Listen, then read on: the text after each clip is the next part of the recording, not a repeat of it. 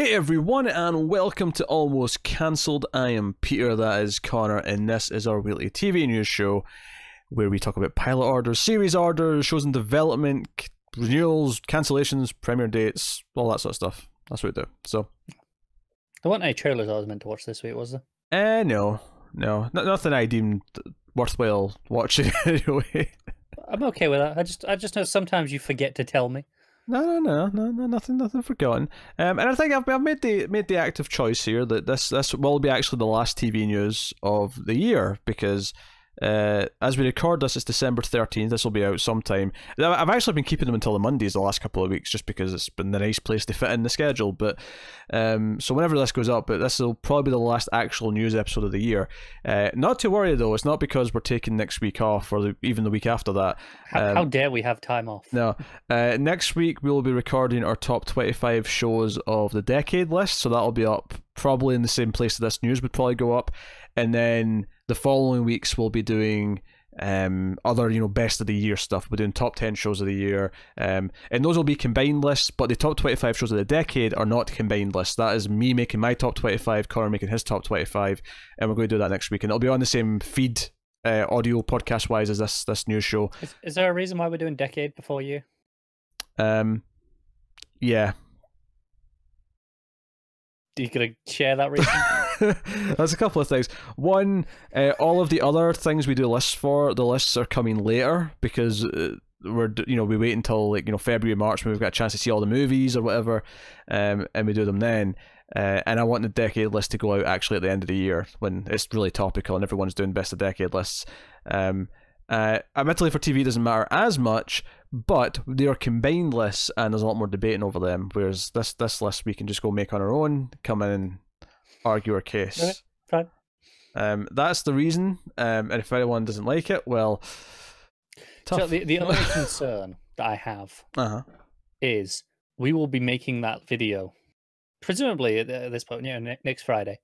Yes. Which will be before the last episode of Mr. Robot. Now, that could impact its placement on the list.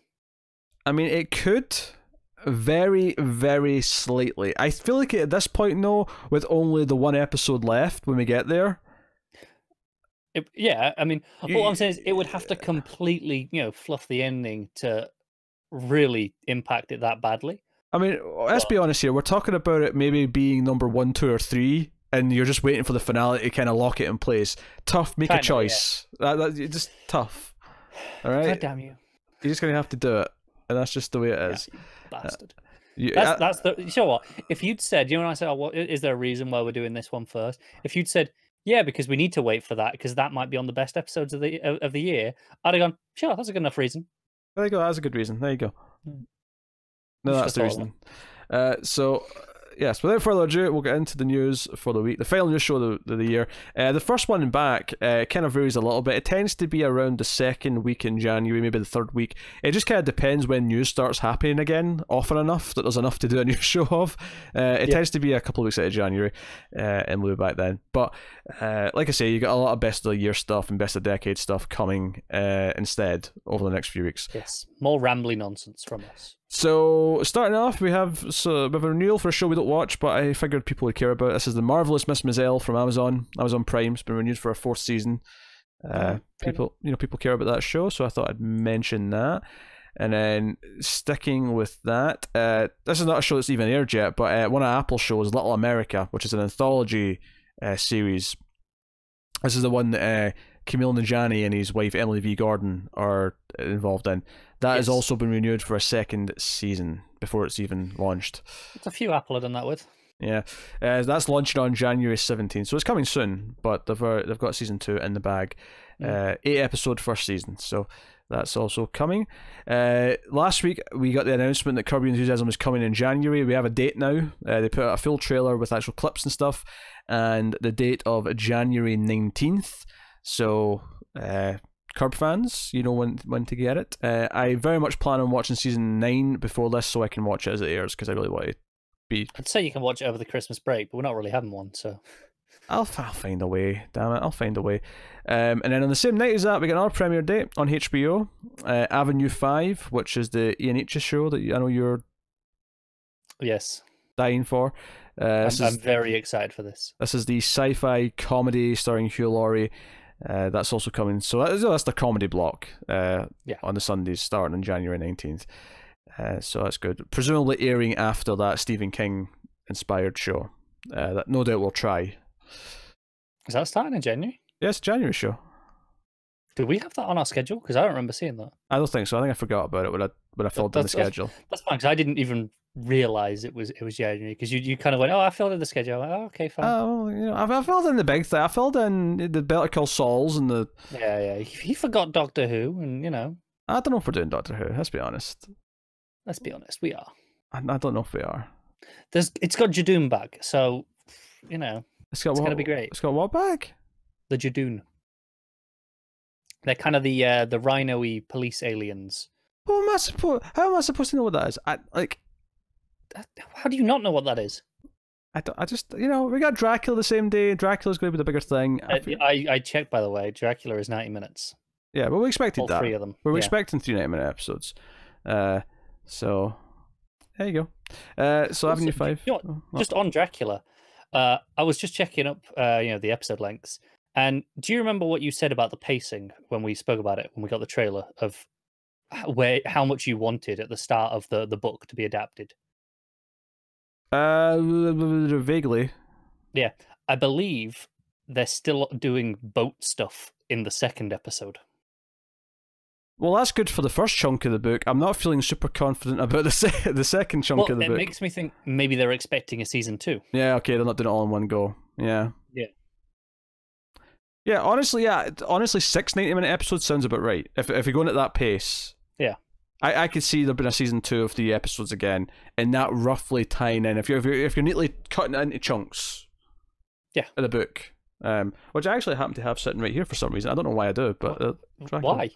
I had it out. I was pretending you were going to do some reading. No. I was joking about something on a stream. I can't remember what it was, but I pulled the book out for whatever reason, and read a little from it. But I was getting ready for my audiobook career. Oh, dear Lord, please don't. Well, no, because someone said, could you read the whole book or something like that? And I said, well, I think copyright may be an issue, but then it was pointed out that Dracula's public domain, so Dracula would actually, I can read Dracula as much as I want. Yeah. And they can't do shit. So what's funny is a lot of people listen to audiobooks sped up. Sure. And I know some of our American listeners have trouble with your accent at the best of times. I dread to imagine them trying to listen to it at like double speed. I don't think they have that much of a problem with my accent. Okay, we've had comments in the past. Aye. Rare one-off silly people. I said some, not across the board. It's been a while, actually. It's been literally years since there's been a comment of anything of that nature. Yeah, they all just stopped listening because they couldn't understand you. I love how it's just directed at me. You could equally...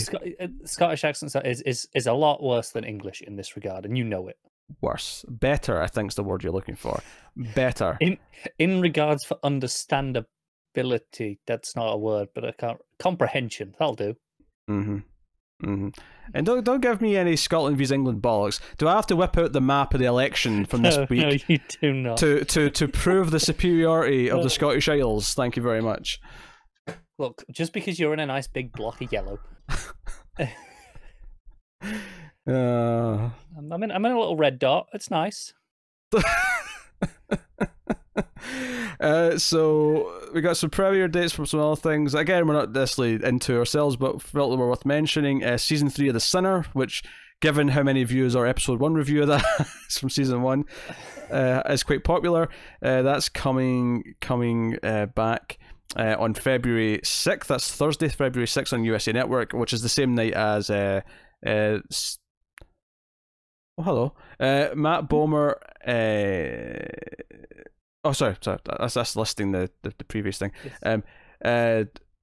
So Briar Patch is starting that same night. And it just happens to say here casually in this article, as if it's no big deal, it just happens to be Sam Esmail's new anthology drama called Briar Patch. I was going to say, I don't recall that name. I mean, maybe you did. I don't know. The name sounded familiar. I didn't remember it was him, though. I'll read what Briar Patch is, which stars Rosario Dawson, might I add. directing it all? Briar Patch Falls Allegra Dill, a no-nonsense professional who returns to her quirky hometown to solve her sister's murder. The inaugural season celebrates the genres represented by Ross Thomas, like a stylish blend of crime and pulp fiction, while updating the sense of fun, danger, and place for new generations. Well, we need to try this now, right? Yeah, I think Esmail's just producing from what I can see. That gets a pilot watch, though. I get to a pilot. It's just, I was excited for a second, like really excited, and then I'm like, sure, it might still be good. Must have Although almost that said, what? The person who's directing the first one is what's her name? Who did Girl Walks Home Alone at Night? Well, there you go. Nothing to worry about. Okay, I'm down. So yeah, that's coming February 6th. I said so. Look forward to that. Next up. This is obvious. This was going to happen. It basically had already happened in all but actuality. But Marvel. All but actuality. Actuality, yes. You said it as two separate words. I just stumbled in the middle. It wasn't intended as separate words. Okay. Marvel TV is shutting down. Is done. And it's just been absorbed into Marvel Studios, meaning it's all under Kevin Feige's like reign of success, I suppose is how you'd call it. The only surprising bit about this news is that didn't happen a year ago. Yes, but I guess with S.H.I.E.L.D. wrapping up. Yeah, and they cancelled Runaways and Cloak and Dagger, and that's it, right? Let me see. Marvel TV's SVP current program production and will join Marvel Studios Group to oversee the remaining Marvel TV shows already on the books and on the go. That includes announced 4 animated series. So there's animated stuff they've got going. Sure. And also the live-action Hellstrom series that Hulu has been developing. So there's still one that might. Yeah, that's a weird one because that's no longer connected to S.H.I.E.L.D. in the way that it was. Because it was going to be the same guy playing Ghost Rider, right? And it's not anymore. Mm-hmm. So, God knows what's going on with that. Probably because they want to do a Ghost Rider in the movies at some point. Maybe, I don't know. Yeah, maybe. Who knows? Next up, Will Poulter has exited Lord of the Rings. He was meant to be the star, the lead, or one of the leads anyway, and he has left. So he's had to exit due to scheduling conflicts. So this because I think we spoke about this a few weeks ago how they were pausing production, right, to do season 2. Yes. They shot the first 2 episodes and then they were pausing to write season 2 before they shot the rest of season 1. So this is probably because of that in terms of scheduling. Surely this means they have to reshoot some of the first 2 as well then. Probably, yeah. I can't say I'm that disappointed because I'm a huge fan of Will Poulter. You know, he's fine, but I mean, I wasn't particularly enthusiastic about it. Yeah, that's fair. But it is what it is. So moving on, we're into the comedies now. In fact, I will say, out of the rest of the news, there's more comedies than there is drama. So this might be a weirdly structured show. So I'll use this time to thank our Patreon producers. So thank you to David Short, Alison M. Fordyce, Cindy Palacios, and Tyler Hess. That means they are all $20 and up on patreon.com/MailFuzzTV. And you can support us over there too. You don't have to do it at $20 though. You can do it for as little as $1 per month. And you get bonuses for that. You get bonus episodes of some of our movie podcasts. You get some outtakes and some sort of deleted tangents and that kind of thing. And obviously other stuff at the other tiers. But go and have a look and see if you're interested. But yeah, so we'll get into the comedies in development. First up, did I make this text bigger for myself? I don't think I did. No, I didn't. I usually do that. And to be fair, I didn't notice till this tab. Shambles. It's fine. Look, so ABC is given a script commitment with penalty to Bridges, a multi-camera Latina family comedy from the Mr. Iglesias writer Aaron Serna, Jaime Davila's Campanario Entertainment. So Created and co-written by Serna and Sebastian Jones, Bridges is a multi-generational, multicultural family comedy about family, identity, and forgiveness. It tells the story of a family of strong Texas Latinas who have their world turned upside down when they lose the beloved mother who held their family together, and are left with the white conservative father they blame for tearing the family apart. This sounds familiar. There's a lot of buzzwords in there. Yeah, multi-generational. We've been doing that a lot. The politics divide. We've been having that a lot recently as well. Mm-hmm. Yeah, so there you go. A lot of multi-generational, multicultural, multi-camera. Yes. The triple multi. All the multis. But no Maltesers. Shame. And if you're American, look up Maltesers. Maltesers. Yes. They make everything better. They're very nice. Very nice. It's actually the Mars company that makes them. It's weird that they're not in the US, but whatever. Next up, NBC has put in development Life at the Bottom, a single-camera comedy from writers David Posamentier and Jeff Moore. So, written by those guys, Life at the Bottom centers on an aimless New Yorker who follows a girl to Antarctica, only to get dumped and abandoned there. Could be a bit of a budget here for doing Antarctica on a week-to-week basis. He suddenly finding himself living amongst a bizarre assortment of passionate and eccentric scientists, soldiers, and outcasts. Well, they're going to have like a cheap bunker set and like a cheap, there'll be a couple of sets and they'll have some fake snow at the window. That's the gist of this. He suddenly found himself living amongst bizarre assortment of scientists, soldiers, and outcasts who have found their home at the bottom of the world. I mean, it's literally the bottom of the world, so fair enough. Like, I mean, the title's accurate. Yeah, can't argue with it. Yeah, and it has a double meaning because he's also, you know what, he's hit rock bottom. Yeah, he's feeling a bit shit with himself. So, it's a fine. I mean, NBC tends to make comedies that I can get into, and it is single camera, which is good. Yeah, there's nothing here that's making me worried. Well, because I could see this being multi-camera. I could see the 2 or 3 sets they've got and just having it be multi-camera in that setting. But no, it's single camera, so maybe they will have a little bit of fake outdoor stuff here or there. You never know. Yeah, maybe. Next up, NBC's put in development Beach Watch. This is like a knockoff. This is like the asylum version of Baywatch. I was just thinking that, yeah. But Beach Watch is a single camera comedy from Superstore co-executive producers Bridget Kyle and Vicky Lau. Lou Lau. But anyway, so Beach Watch revolves around Hannah, an aspiring police officer who flunks out of the police academy, joins the beach patrol, and is partnered with the overbearing and brash Mel, who takes her job way too seriously. Both have to navigate an unlikely partnership whilst protecting the beach from crime and drunk teens.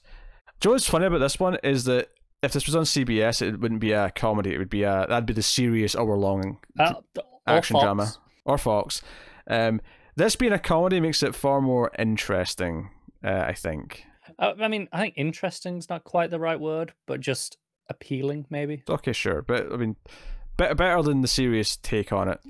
Definitely. Given what they've told us. But that's Beach Watch. I feel like that name should be changed, though, because it's just so close to Baywatch. And even if the premise is kind of in the ballpark. You're just drawing comparisons. So no one wants that. I mean, call it Beach Patrol. That legitimately sounds better. It does, yeah. Whatever. Next up, HBO Max is getting into the comedies, and they're bringing back another property that they've had in the past. The Griswold family. Do you know what that is? Actually, before I even go any further, do you even know what the Griswold family is? I do not. Where they're from?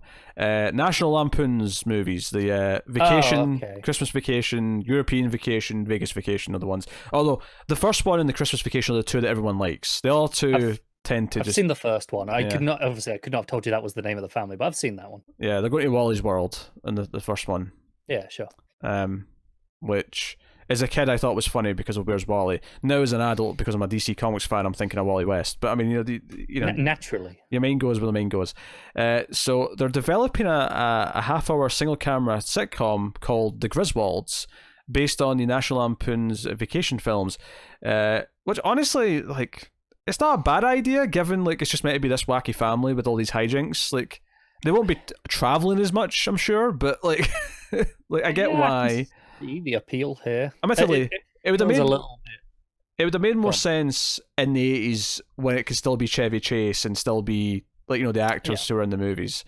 That's the thing. I think it feels a little bit cynical that it has to be a branded thing, right? Yeah. In that you could take that exact same description and just remove any references to the movies, and it would still function as any sitcom description. I guess I assume that the characters will still act like the characters, like because there was traits that they all had. I'm sure they're going to have those traits. The crazy uncle character. Yeah, sure.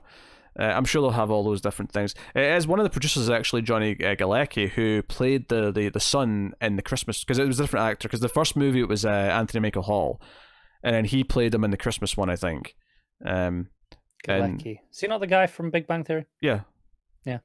Did I not say it from Big Bang Theory at the start? No. No? Okay, well. I don't think you did. From Big Bang Theory. And his sister in the Christmas one was Juliette Lewis, but I don't think it was her in the first one either. I think the kids changed. I think both the kids changed. Sure. I don't know if they changed every movie, but they definitely changed at least for the Christmas one. I get why, though, right? Because kids grow up fast. Yeah. So, there's more of a description here. It just says, Griswolds brings the iconic family home from vacation and explores their daily lives in the suburbs of modern Chicago. Yeah. So very limited traveling then. I can see them doing a special once in a while, like a TV movie. Yeah, probably. Or maybe like every finale, the 2-part finale is them going on a trip, and that's kind of I can see it. The running gag, as they always go for a trip at the end of the year, and it's always a disaster. Speaking of HBO Max, though, we got another one. They've ordered a script for a show called 1% Happy, a single-camera comedy from Ralph Breaks Internet star Danny Fernandez and The Daily Show correspondent Roy Wood Jr. The comedy will star Fernandez, who will write the script, and she'll also executive produce it alongside Wood via his South Park and Princeton productions. 1% Happy centers on a woman who, after a particularly dark period in her life, is forced to move back in with her estranged father and attend weekly group therapy with a class of oddballs. Showing the funny and relatable sides of clinical depression, the series challenges both the stigma of mental illness and the United States healthcare system itself. This sounds a lot more ambitious than the Griswolds. It does, doesn't it? This sounds like, it's a comedy, but this sounds more like the sort of comedy you make, on HBO. But like... Yeah, it's kind of in the vein of HBO or the Netflix comedies that we talk about, where they're not just sitcoms, they're borderline just shorter dramas that happen to be funnier. Yes. So, honestly, it sounds like a fine plot, fine premise. Yeah, I'd be curious to check it out. We tend not to cover the shorter shows that much, but there is nothing about that description that makes me think it can't work as a show, especially if it's well written. Because if it tackles all those things, yeah, that's the only downside to being that ambitious, is you have to be better than some of the easier ones, right? Yeah. So we're going to whip over to Fox, who have put in development Refriended, a half-hour multi-camera comedy from comedian Francesca Ramsey and actress, writer, producer Shamika Cristina Martinez. That's a very impressive triple name there, because it's like each name's from a different culture. What was the first one? Shamika, so that looks Asian, and then or maybe Southern American possibly, but and Christina's Christina, and then Martinez is obviously Latino.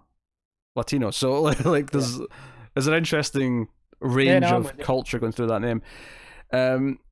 So they're set to star with writer Vijay Patel, who worked on Blackish and The Middle, behind it, along with Kay Cannon and Laverne McKinnon. So on Fox, written by Ramsey Martinez, with Patel supervising. That's an odd little note. Refriended is based on an original idea from Ramsey and Martinez. It revolves around two childhood friends, played by them, who stayed connected through the years via social media. When they become roommates as adults, they realize how much they don't know each other at all and have to refriend over again and learn how to live with love the uncurated visions of themselves. Two things. Mm-hmm. One, a little disappointed it's not a sequel to Unfriended. Two, it's kind of weird that we're at a point now where there's people who, they grew up their entire lives with social media, right? And were connected that like their entire lives that way. It sounds like a bit of a stretch because social media, as we know, really only took off around what, like the late 2000s? Yeah, 07, 08 maybe for like Facebook. But I mean, you've probably had MySpace. like MySpace and Bebo before that. Don't take the Lord's name in vain. Yeah. Bebo was nothing but our God, our one true God. That must have been like 05, 06, surely. So I mean, it's getting there. It's not that far off, is it? I mean, it depends what age these characters are. If they're only like 22, then fair enough. Like, okay, they met online when they were like 10. I'll accept that. But it says the whole life though, which makes me think they were little kids. It sounds to me like they were friends like in school, you know, and then when they went to the next stage of school, they went to different schools and just stayed connected through social media. Oh yeah, it says stay connected. True. So yeah, they might have like been together in like high school, and now they're 30, but they've spent the last 10 years being connected via social media. Okay. Yeah. It could be that. I just think the one interesting part of that description, there's something that they could explore, or other people could explore in other stuff, because this is probably going to suck because it's on Fox, is this idea of like the person you present online is curated, as it puts it there. This idea that you pick all the best things, you think about everything you're going to say, and you really put effort into making sure you never appear silly or stupid, or so it's the perfect vision of yourself that you want to project. And then once you actually are in person, all the flaws and all the things you've been hiding start to creep out. Yes, there's an interesting premise there. Yeah, of course, some people present their flaws on Twitter on a very, very unfortunately regular basis.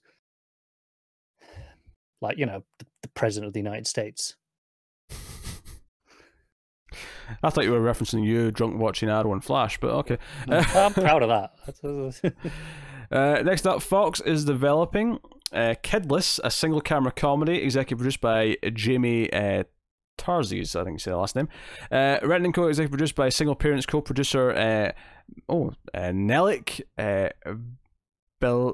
Bellini. This is a hard name. That first name started with an M and then an N straight after, so I'm assuming it's an N sound. You know, silent M.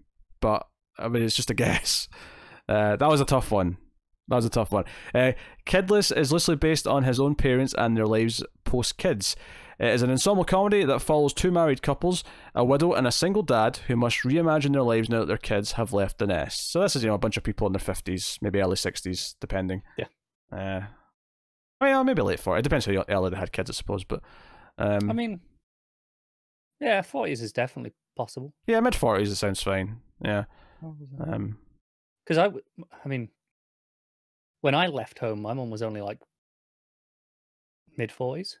Yeah, it depends when you have kids. I think, if you have kids as soon as you hit your 20s, I suppose, yeah, you'll be. How old am I?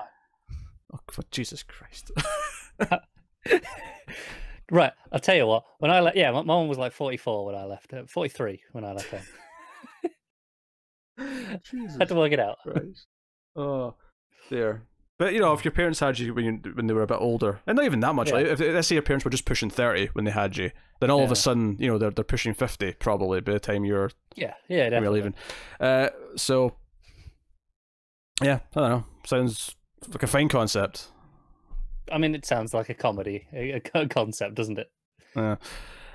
So next up, Fox has put in development an animated comedy about twin siblings from Animals creators Mike Luciano and Phil Materese.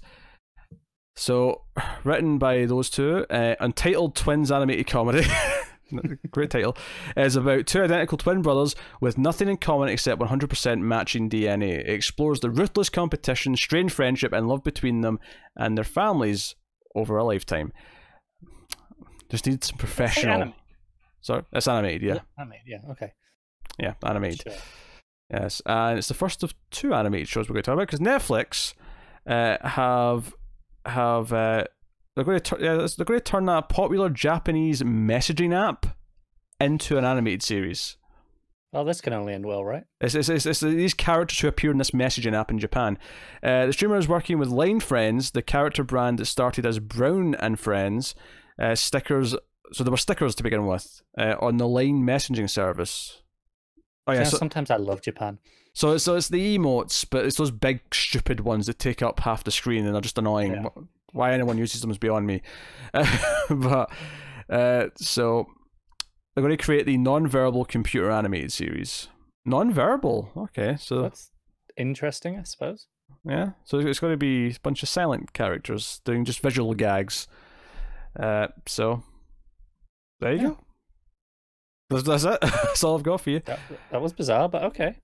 So we'll take you on to the dramas. Stick them in Netflix. They will tell the origin story of Swedish music streaming service Spotify in a yet-to-be-titled series from young Wallander producer Yellowbird UK.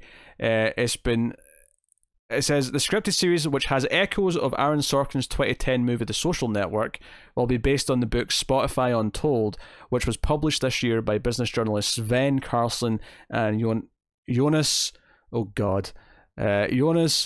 Legion Hoverfoot. I'm willing to put money that was wrong. I'm not doing it again, though. That's as good as you're getting. Too many syllables. There's too much of an awkward language to have that many syllables. Nordic languages are terrible, aren't they? Oh, don't even get me started on Icelandic. They're all as bad as each other. It tells the story of how Swedish tech enterprise Daniel Ek and business partner Martin Lorentzen revolutionized the music industry through free and legal music streaming when they launched Spotify in 2006. Yeah, so revolutionary that every artist on the planet makes no money from it, and they all hate it and see it as just as equal to piracy. But yeah, that's neither here nor there. That's not actually as true anymore. No, they changed. Weirdly, thanks to Taylor Swift. Because I don't know if you recall, this will probably come up in the show at some point. There was a few years ago where she wouldn't have any of her music on Spotify. Oh, sure, yeah, I recall. Yeah. And, she leveraged it into we're getting paid more per stream, and it ended up being enacted. That was before I'd even ever used Spotify. I was pretty late to the game when it came to actual music streaming for whatever reason. I've had Spotify since 2014 or 2015. Yeah, I hate the app, by the way. I mean, like, the service might technically be better on Spotify because I like the recommendation features, but having used Amazon's app for a few months, because I had like a not trial, but I had like a discount for it was like £1 for 4 months. It was like, yeah. Why would I turn that down? It's like, sure. Because I've already got Spotify. Well, I've got Spotify free for 6 months, which is why I switched. I was contemplating just staying with Amazon, but I was given 6 months free of Spotify, so I was hardly going to, turn that down. In my experience, Amazon don't have as a wider selection. That may be true. I never really encountered it too much, but the app and the download functions and everything else on the Spotify app, I hate. The recommendation features are really good. The way it creates playlists for you to just based on what you've been listening to is great. But yeah, I've never had a problem with the app personally. It does exactly what I need it to do, and I don't really get I have a problem with downloads either. So you have to download full albums. It's annoying. You can't download single tracks. I always download full album. I never listen to anything that's not a full album. Yeah, but you're a weirdo in this sense. Most people like just single songs off albums. That's a normal thing. I know. But also, I don't really download it anyway. I just stream it all. The data usage is minimal.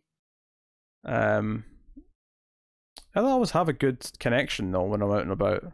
That's because you live in a terrible place. Oh, sure. Yeah, that's what it is. Anyway, besides the point. So on the actual show, because I'm surprised it's a TV show because I saw this headline, yesterday, whenever it was, and assumed it was a movie. In the vein of Social Network. So I was surprised when you brought this up as a TV show. No, it definitely says scripted series. No, I'm not doubting you. I would say I only read the headline. No, but I've made this mistake before where I've not paid attention enough and it's been a movie. That says scripted series. It did. You said that before, which is why I wasn't questioning you then. But, I mean, there are definitely interesting elements of this story in terms of going back to those early days of piracy and how now music piracy is kind of gone because everyone is willing to just pay for Spotify or Amazon or Apple Music, whatever, whichever one people have.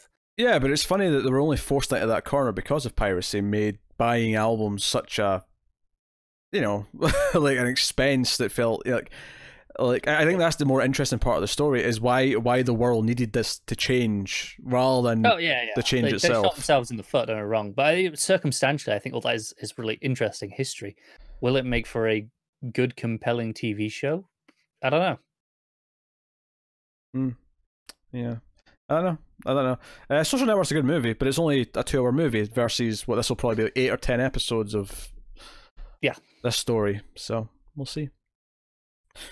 I love the idea that there's interesting stories behind all this stuff, especially since, like, I can see how all that stuff we talked about coming up would come up in a documentary, because you just do a section on it in the documentary. But if this is a scripted show that's presented as a series, then it's hard to kind of fit all that history into it in a natural way. So yeah. But I love the idea that everything we use now has an interesting story behind it. But I'm sure some of them are just like, no, I had an idea and I did it and it was successful. The end. Yeah. Some of them have to be that simple, right? I mean, pretty much. They have to be. They're bound to be. Or some of them, like Apple Music or Amazon's Music, is Spotify were doing it. We wanted some of that. Yeah. No, I can see that. So next up, HBO Europe has ordered a Polish drama with a crime series called The Thaw, with the writer behind The Pack. He seems to like titles that are just the one-syllable word. The Thaw is the most kind of Eastern European title for something I could have possibly imagined. I don't know, actually, because, I mean, when does this thawing happen in Eastern Europe? For about 2 days in the middle of July. The Thaw, I'll be honest, that was a low-hanging fruit joke. I apologize. The Thaw is a 6-part series written by Marta Sezmenik and directed by Zori Zulaski, who worked on Bird Talk. Set in Szczecin, Poland. Just right, okay. I'm going to read you this word. I'm going to spell this word out to you. Hang on. I need to type it as I'm going. Right. SZCZECIN.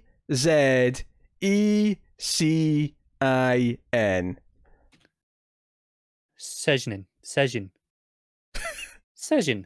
Yeah. What? I'm going with Sezin. Sezin, maybe. I don't know. Unnatural.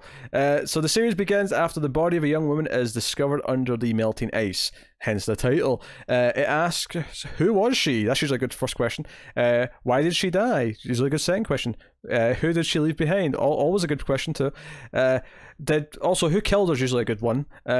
Did people who are now mourning know who she really was?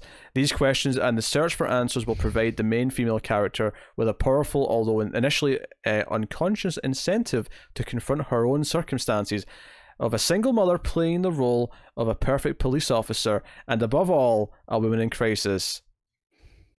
That was personal and professional. Shockingly generic as well. They got there. Single mother, her own circumstances, being a police officer. Fine. That was personal. By the way, professional. I actually looked up how you say it. Oh, really? It's Jason. Yeah. Jason. It's Jason. Yeah. Jason. Yeah, it's a weird one. I'll go with that. Connor's just getting his booze. I'm just deciding which one I wanted to go with, to be honest with you. I'll start the next one, shall I, while you're doing that. Next up, the Illuminatus Trilogy, which is I'm in. Are you familiar with the book? So it's just because the title sounds good? I'm just in. Okay. It's coming to TV. Hive Mind, the production company behind The Expanse and Witcher, is partnering with writer-director Brian Taylor, who worked on Crank and the Happy TV show. So they're working together on this. Originally published in the 1970s, the Illuminatus Trilogy. I should say this properly. The Illuminatus Trilogy is like the exclamation mark. The Illuminatus defies simple descriptions, but the surreal and satirical milestone introduced the Illuminati lore to a global audience and sparked much of the contemporary American fascination with conspiracy theories and their modern rhythms. Given the way the elections have been going, maybe that was a bad thing. Maybe this book should have been taken off the shelves before anyone read it. The Illuminatus Trilogy is subversive as it is influential and has been cited as an influence by the likes of V for Vendetta, from Alan Moore. Watchmen showrunner, funnily enough, didn't mention Watchmen when they said Alan Moore. I think they intentionally did that because they're like, well, we're not just going to mention Watchmen and then the Watchmen show. Yeah, well, but Damon Lindelof's who they're talking about. I mean, they could have said Lost, co-showrunner or Leftovers creator. But Watchmen's on right now, sure, so it's hip.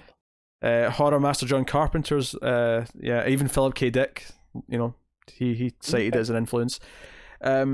So yeah, big deal. Developing this as a TV show.